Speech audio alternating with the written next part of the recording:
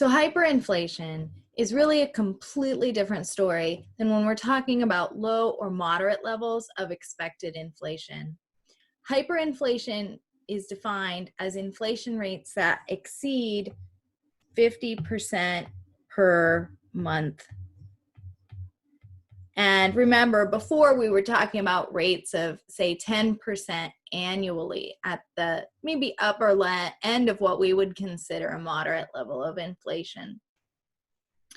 In the US, we've had inflation rates recently at really 1 or 2% per year, right? So this is much, much higher than anything we see in the US, really in the history of the US. So why does hyperinflation occur? Is it something that we should be worried about as now the Fed is expanding money supply to try to boost the economy during the coronavirus pandemic?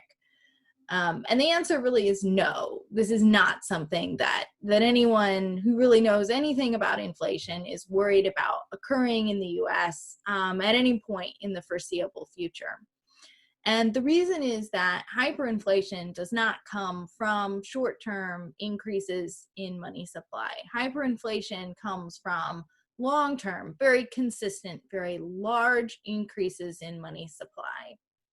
The cause of hyperinflation, the direct cause of hyperinflation, is, of course, increasing money supply, just like we talked about with low or moderate levels of inflation. As we increase the money supply, we'll just practice this here. As we increase the money supply, the value of money decreases, right? Here we have the value of money from high to low.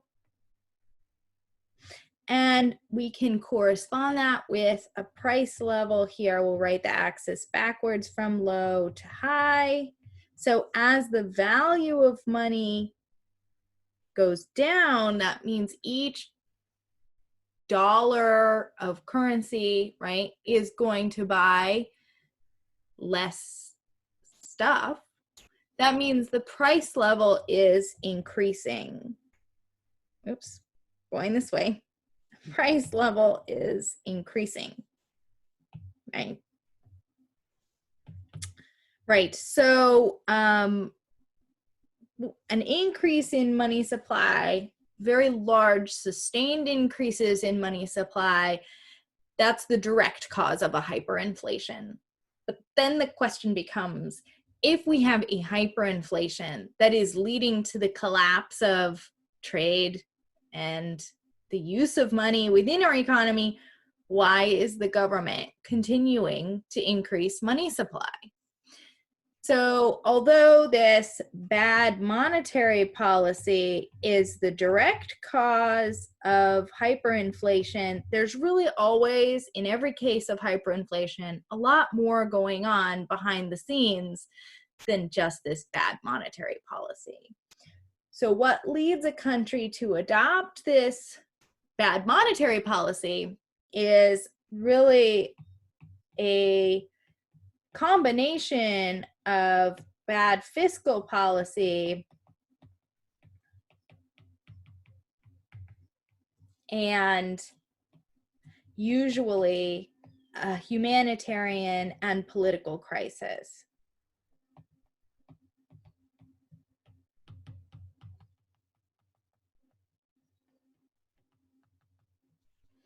Okay, so the reason why bad monetary policy results from bad fiscal policy is because what's happening here is the government is in a place where they cannot finance their spending any other way besides just going out and printing more money. Okay, so just step back a minute and tell you, because I don't think we've introduced this yet, but we've talked a lot about monetary policy as the control of the money supply. Fiscal policy is government spending and taxation. It's the government budget.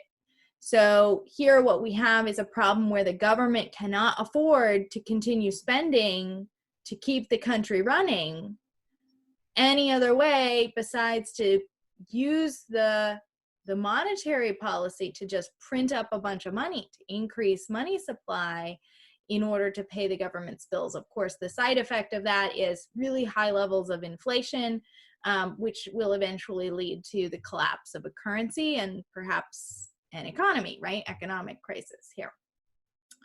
So how does a country get into this situation where they are in such a bad spot where they're going to turn to the printing presses to try to resolve the problem, leading to even bigger economic problems than they began with?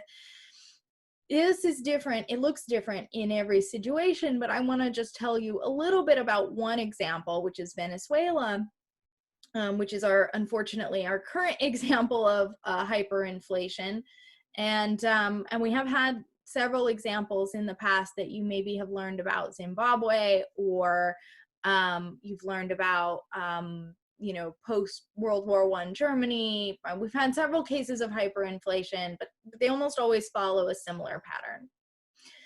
And that pattern is a recession with large budget deficits, because when we have a recession, what happens is we have a contraction in taxation revenue, right? So the government has less money coming in, and potentially more expenses as they try to prop up the economy, creating large budget deficits, coupled with isolation from the international community. Because if you remember, we talked about the Bretton Woods conference and how we have now the IMF that is going to step in with emergency loans to help countries that are experiencing a financial or economic crisis. There has to be some reason why this country does not get loans from the IMF or from other countries to try to help resolve the crisis, right? And so there has to be some isolation from the international community. And usually that's due to this political humanitarian crisis that's already going on in the country. In the case of Venezuela, right, the U.S. has issued sanctions on Venezuela, which prevents the U.S. or other countries from engaging to give loans to them. They also have not been super receptive to receiving loans either, but and IMF loans do typically come with some conditions, right? They don't just give you money for free. IMF comes in and they say, you need to put in place these economic reforms, and if you do, we're going to give you this money, but you need to do X, Y, and Z, right? So that hopefully the goal of that is that the economy improves, right? To help the economy improve, and then hopefully be able to repay those loans. Anyway, so we've got a country that is isolated from the international community, that has political humanitarian crisis, that has now large budget deficits, so not as much revenue coming in as they need to spend to pay their bills. And the government decides to turn to the printing presses, right? They decide, you know what, we're just going to print up some money and pay our bills. The side effect of that is hyperinflation, which is really terrible because you've got prices increasing so rapidly that people can't really hold cash at all. In many cases, people resort to bartering, which, as you can imagine, is not a great system of trade. And that really that hinders, right, the ability of people to have a decent quality of life within that country. So why am I not worried about that happening in the U.S.? And we do have, before I get to that, actually, we do have a term for this type of an action, which is the monetization of debt.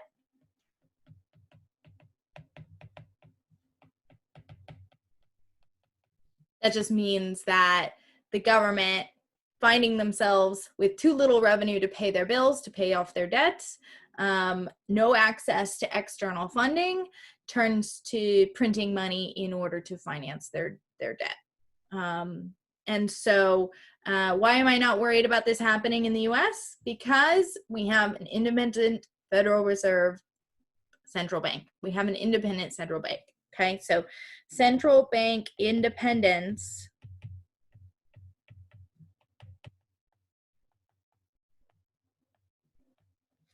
is really very vital to securing our monetary policy and ensuring that we're not going to try to monetize debt, which at the end of the day, contributing to hyperinflation, economic collapse, and currency collapse is going to end us up in a much worse situation than we started in, because because it leads to larger economic problems. Okay, so what do I mean by central bank independence? In the US, our Federal Reserve System is separate from our political, as much as it can be, from the pressures of politics, right? So sort of like the Supreme Court. People get nominated to serve on the Board of Governors, and those nominations are done by the president and then approved by Congress, and they're for a fixed term. They're not for life like the Supreme Court. But then there's very, very little oversight.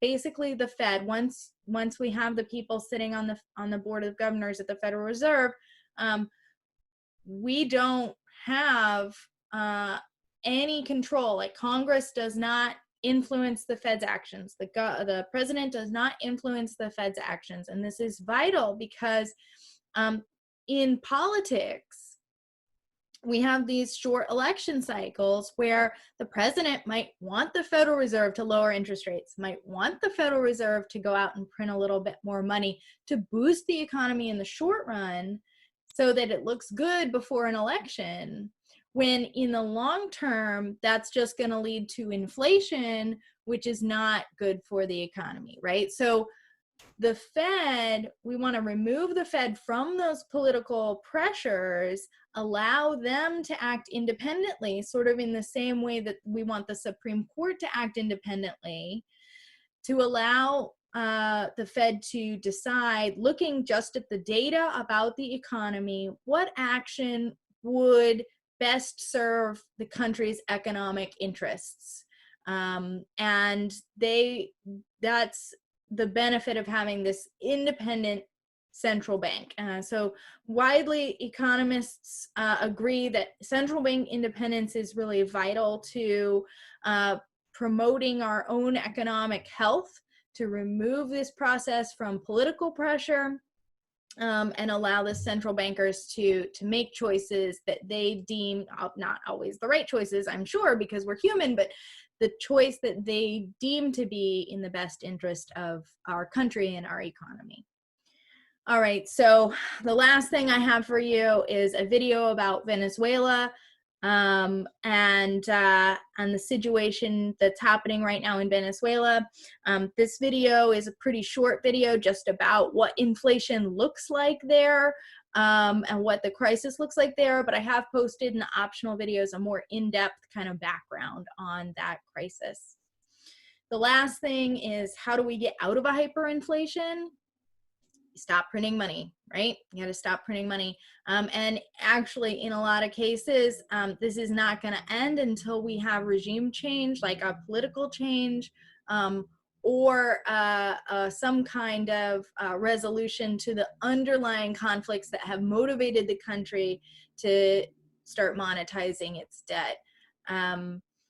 A lot of times, in many cases, hyperinflations end when the country scraps its currency altogether and starts using usually a larger economy's currency, or perhaps the currency of a neighboring country. All right, that's it for from me on money and banking. Watch that last video on Venezuela, and then we'll start the next topic, the last topic, next week. And if you haven't guessed from this picture, I was born in South Dakota. Both of my parents are from Deadwood, South Dakota, and I had a lot of family there. So yeah, South Dakota, very exciting. All right, I'll see you guys next week for topic 16.